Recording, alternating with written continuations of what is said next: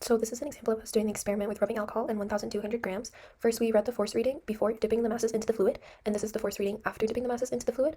So we're going to record both those values to calculate the buoyant force. Then we're going to remove the masses from the fluid to measure the volume of the water or rubbing alcohol displaced, which we've collected in this red bucket. We then pour the rubbing alcohol from the red bucket into our graduated cylinder and record the volume of rubbing alcohol displaced. We repeat this procedure 5 times each with water and rubbing alcohol. We use 5 types of masses ranging from 0.3 kilograms to 1.2 kilograms. For each trial, we record the force outside, force inside, and the volume displaced. Using this information, we calculate the volume displaced in meters cubed as well as the buoyant force. So this is our visual model for the experiment. We have the free body diagram of the masses both inside and outside the water. As you can see, there's the tension force and gravitational force in both scenarios, but when the object is submerged in the water, there's also a buoyant force acting upwards.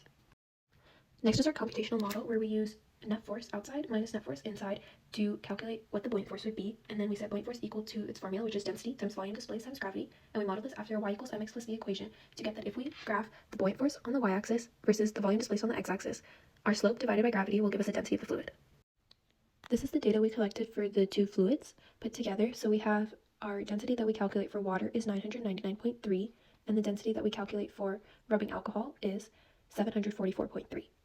This is the percent error we calculated for both types of fluids. The reason for the larger percent error for rubbing alcohol could be due to the fact that it evaporates faster, which makes it harder to work with, especially when doing things like measuring the volume of fluid displaced. This data makes sense conceptually because when a fluid exerts a larger buoyant force, it must be more dense. When an object is submerged in a fluid, it displaces a certain volume of the fluid.